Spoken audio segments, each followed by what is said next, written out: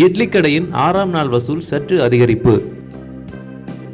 கடந்த வாரம் தமிழ் சினிமாவில் இருந்து வெளிவந்த திரைப்படம் இட்லி கடை. இப்படத்தை தனுஷ் இயக்கி ஹீரோவாக நடித்திருந்தார். வெளியாகிய முதல் நாளில் அதிக வசூலை இத்திரைப்படம் பெற்றது. தனுஷ் நடித்த ராயன் திரைப்படத்தின் முதல் நாள் வசூலை விடவும் அதிக வசூலை இட்லி கடை படம் முதல் நாளில் பெற்றது.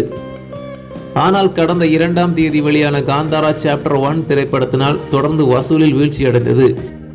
இருந்தாலும் வசூலில் அவ்வளவாக தாக்கம் ஏற்படவில்லை. ஆனால் 5ஆம் நாள் வசூல் மிக மிக குறைந்தது. இது ரசிகர்களிடையே பெரும் ஏமாற்றத்தை அளித்தது. ஆனால் 6ஆம் நாளான நேற்று சற்று வசூல் அதிகரித்தது. இது ஆறுதல் அளிப்பதாக உள்ளது. இந்த நிலையில் 6 நாட்களை பாக்ஸ் ஆபீஸில் கடந்திருக்கும் இட்லி கடை இதுவரை உலக அளவில் செய்திருக்கும் வசூல் குறித்து தகவல் வெளியாகியுள்ளது. அதன்படி இட்லி கடை படம் உலக அளவில் 6 நாட்களில் ரூபாய் 52 கோடிக்கு மேல் வசூல் செய்துள்ளது. இனிவரும் நாட்களில் இப்படத்தின் வசூல் எவ்வளவு வரப்போகிறது என்பதை பொறுத்திருந்து பார்ப்போம். நன்றி நண்பர்களே. மேலும் சினிமா தகவல்களை தெரிந்து கொள்வதற்கு எங்களுடைய சேனலை சப்ஸ்கிரைப் செய்யுங்கள். மேலும் இந்த வீடியோ உங்களுக்கு பிடித்திருந்தால் லைக், ஷேர், கமெண்ட் செய்யுங்கள்.